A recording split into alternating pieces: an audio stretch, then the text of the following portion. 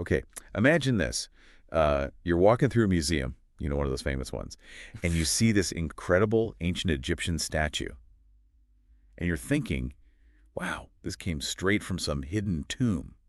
But then you find out it was actually made in a garden shed with tools from a hardware store. Oh, wow. That's the story of Shaun Greenhalgh, and it's the perfect example for today's deep dive. It sounds like it. We're going deep into art forgery and trying to answer the question, grifter or gifted? Is this guy a visionary artist or a cunning con man? Maybe both. That's what we're here to find out. Definitely a good question. And we've got a ton of sources. We've got Wikipedia articles, news reports, even stuff from Greenhalgh himself, like his autobiography. Well, also we're getting right into his head. Yeah, and there are all those Amazon book reviews, too. People with strong opinions. It's fascinating that he was able to pull this off for 17 years. I know. Making and selling all these forgeries. It really is. Fooling museums like the British Museum, even auction houses like Sotheby's. How do we even begin to understand someone like that? Well, it really shows the challenge we have when we're trying to figure out if someone's a visionary or just a really good con artist. Their actions can be so similar. I guess that's true. Both need talent, innovation, a deep understanding of their audience. Yeah, you got to know who you're dealing with. Right, and the difference is often in the motivation. That makes sense. Okay, so let's start with Greenhalgh's early life. His Wikipedia says he was born in 1961 in England, and he started forging art when he was really young. He even sold a Degas sketch to Christie's when he was just 17. Wow, 17. Yeah. Was he always interested in this world of deception, or was there something that pushed him towards it? That's a great question. He clearly had the talent for a legitimate art career. Some people say working as an antiques dealer was a turning point. He got to see how the art market worked. From the inside? Yeah, how the experts talked. So he saw how to play the game. Exactly. And maybe even some of the weaknesses in how they verify art is real. So he saw how easy it might be to bend the rules. But he wasn't alone, right? He had his whole family, the Garden Shed Gang. Oh yeah, the Garden Shed Gang. Backing him up. And that's where this whole grifter versus gifted thing gets really interesting. How so? Well, think about it. His father, George Sr., was the one who went out and sold the forgeries. This older guy seemed harmless. Like a charming old man you wouldn't suspect. Exactly. Probably disarmed potential buyers. I can see that. And his mother, Olive, she handled all the communication and forged documents. Wow, a real family affair. Yeah, this family dynamic was key to their success. It wasn't just a quirky thing. It was essential. So they created this perfect facade. Right. Playing on how people viewed a family. Yeah. They weren't flashy, they weren't aggressive, just unassuming. Exactly. They told stories about family heirlooms, inheritances from distant relatives, even gifts from the artists themselves. Wow, really building up the backstory. Creating what's called provenance in the art world, the detailed history of a piece. To make it seem legit. Exactly. They weren't just selling art, they were selling stories. Master storytellers, weaving these elaborate narratives. But did they ever feel guilty? Any remorse for deceiving people? Well, that question takes us right to the heart of this grifter or gifted debate. To understand their motivations, let's look at one of their most audacious cons, the Amarna Princess statue. This Amarna Princess. It was made to look like a daughter of Pharaoh Akhenaten.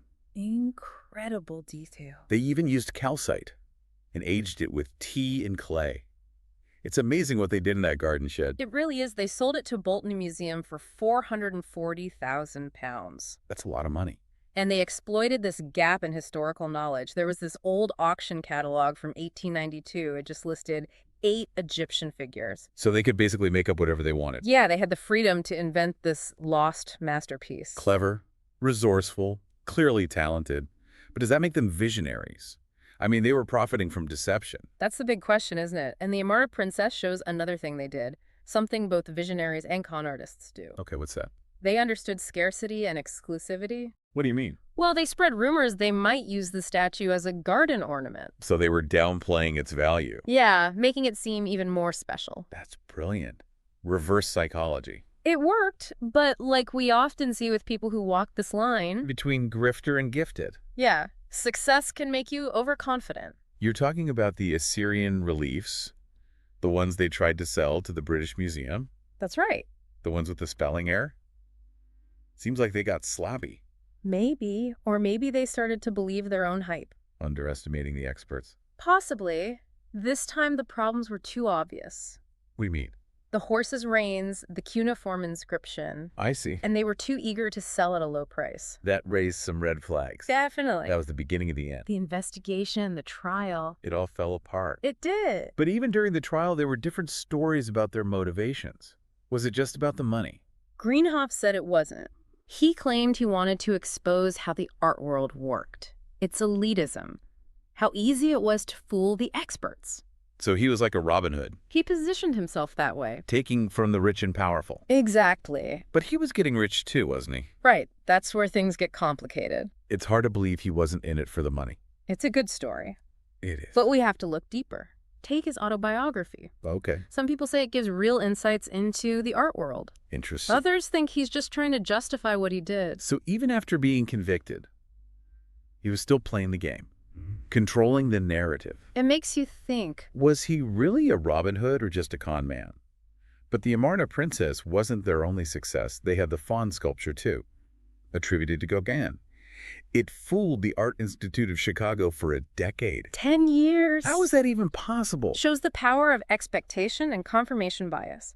Once experts think something's real, they look for proof to support that. Even if there are inconsistencies. And the Greenhalghs had a good story.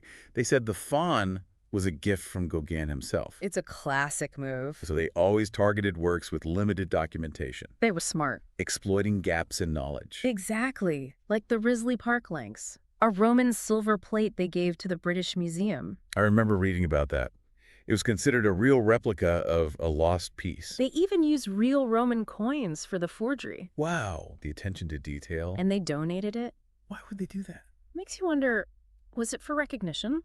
To see their work in a famous museum, Or to make their whole operation seem more legitimate? like building a track record. Exactly. It's like they were playing chess with the art world. Always thinking ahead. And then there's the Barbara Hepworth sculpture. They said it was a lost work. Made up a story about a museum curator giving it to the family. They didn't just fool experts. They knew how much institutions and collectors wanted to find lost masterpieces. Everyone wants to make a big discovery. But this masterpiece was from a garden shed. The irony. But you can't deny their talent. They knew art history. Techniques, materials. They could have been successful artists on their own. Right, is what makes this whole grifter or gifted thing so hard. That line between the two is so thin. Both need vision, creativity, the ability to connect with an audience. It's true. So how do we tell a true visionary from a master manipulator? Especially when both can be so charming and persuasive. It's not easy. What are the warning signs? That's the key question. I feel like we're going in circles with this motivation thing. Can we really figure out what drives someone like Greenhalgh? Untangle the talent from the deception. It's hard, isn't it? On the surface, a visionary and a con artist can look the same. Yeah, they can both be charming, persuasive, artistic in their own way.